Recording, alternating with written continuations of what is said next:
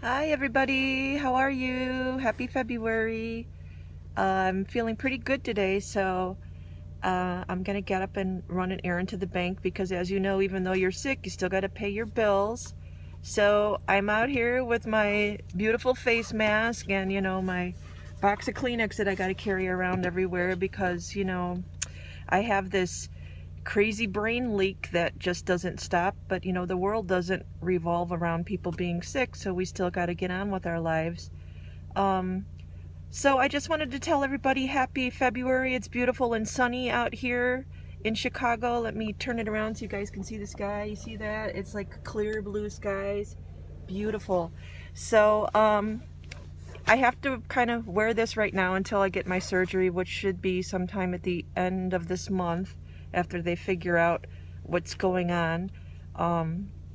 Some of you don't know that I had, during Christmas, a form of an aneurysm that made a hole in my dura mater through my skull, which causes me to leak cerebral spinal fluid out of my nose. And it took a long while to get a diagnosis because it's something that's very rare.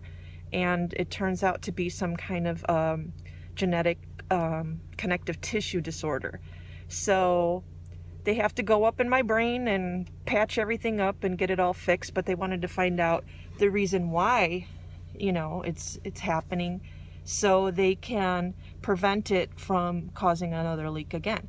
So when I go outside, I kind of have to protect myself with a mask because as the brain fluid leaks out, it helps actually because it keeps the pressure off of my head. It's like a natural shunt, but it also can let bacteria get in. So anybody who has a cold or any kind of virus or something like that could give me like a really bad case that could be like a lethal case of meningitis. So, and I also wear it for aesthetic reasons because underneath this I have packing in my nose that I have to wear and change every once in a while, and it just doesn't look really sexy to have this, doobie hanging out of your nose.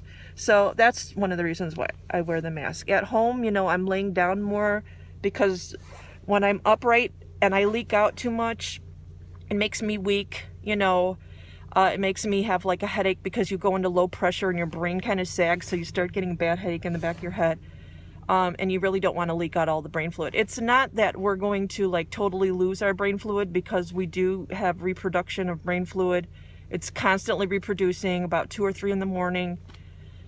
And I'll wake up choking on it because it just, since it goes down my throat, I'm like, and I sound like a hacking smoker all the time, coughing it all up. And it's not fun. And it's something that only like 1 in 100,000 people get. I'm still alive because my body found a way to naturally help itself. Because some people, they just end up with a head explosion or an aneurysm or a stroke, and that would be about it. And I guess I was one of the lucky ones.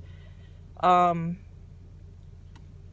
still here, and I'm grateful. And I've had so many friends and family reach out to me to give me a helping hand because I was really, this has been happening since Christmas, so I've had it about a month now. And it took a long time to get a diagnosis because nobody would really believe me. I went to various hospitals until finally, I was like, I'm not leaving here until you test this liquid coming out of my nose. And lo and behold, it's brain fluid, because it's not something very common. Usually if you get brain fluid seeping out of your nose, or a spinal leak, coming out of your ear, there's usually some trauma, like you were in a car accident or something like that. And mine was just spontaneous, which just means I had intense intracranial hypertension in my head, like a lot of pressure. And a lot of you know that I've been struggling with Bell's palsy for a couple of years now, which turns out that it really wasn't I got it over like 10 times, and that's just not normal with Bell's palsy. So they went in there and they're doing like a bunch of different kind of MRIs with dye and CTs and x-rays and blood tests, and they still haven't pinned down how they're going to go about this whole thing. I'll find out on February 16th, but today's a good day and I'm up. I'm going to go to the bank. I'm going to drive through Dunkin' Donuts and get myself some coffee that I dearly miss, because I hardly am ever outside right now, because you basically have to lay down with this. It's really debilitating. You look at somebody and you're like, you don't see a disability in them, because you don't see a physical wheelchair, or you don't see crutches or something to that extent. But when it comes to the inside of the body, there's a lot of things that can go wrong. And unfortunately, with a CSF leak, it's very debilitating. And when I'm upright too long, like if I get up just to go to the kitchen to make a sandwich, or sit down at the table to have coffee with somebody, I leak out too much, and it makes you have a very, very terrible headache from low pressure, and there's a lot of nausea and vomiting going on in there.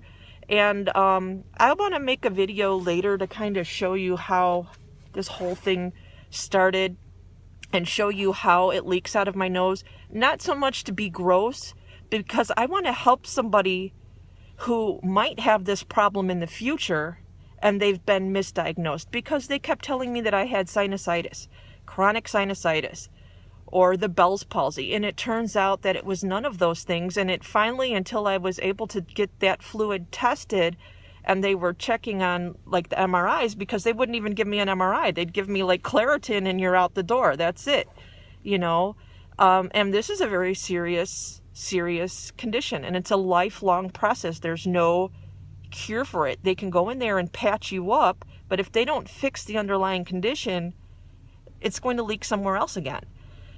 So that's the reason why it's taking so long for my surgery, because they're trying to figure out if there's some kind of way that they could prevent it from leaking again. And there's options. There's medicine that they can use after the surgery. They can put a stent or a shunt, like a drain that would drain off the excess pressure from my head so it wouldn't happen again. I mean, there's a million possibilities. I don't really even want to go to all of those options right now until I sit down with my doctor on February 16th and get a clear picture of where we're going. So where I'm at right now, I'm having a good day. I'm getting up. I'm saying hi to you guys because it's February and it's beautiful outside. I'm going to get some coffee. I really want to make a video later on to do some of my cards like I always do. And just send you guys my love from the bottom of my heart. And everybody who's came by and said hi and extended a helping hand, I just want to tell you I am so grateful from the bottom of my heart to have such wonderful people that surround me, especially in a time that I really, really am I'm in a need. I'm such a strong person and I don't like to ask for help. And I really had to learn, and this is a life lesson I had to learn how to ask for help. And I'm so grateful. I'm grateful because, the universe wants you to learn lessons, and when you're not going down the right path, the universe is going to make you go the way you need to go. And mine just kind of came on me like a freight train going, Kelly, you're not supposed to be going down that way. You need to stop and have some time off to figure out, what your true purpose is. So that's how I'm looking at it. And I'm sure I'm going to be absolutely fine because I'm strong and I have a great will to live. And, I'm really not afraid of any kind of surgery or anything like that. I just feel bad for the people that I love around me that suffer because they don't like to see me down. They're used to Kelly, the strong person, to get up and go and do this. And, and that Kelly needs to rest for a little while. And I don't want anybody to be afraid, people that love me and that are surrounding me, because I got this, okay? I really have this. I already see the light at the other side of the tunnel. I know that this is just going to be another transformational lesson that I have to learn, and we will get through it, and I'll be better than ever. And I love you guys. You have a great day. Mwah. Bye.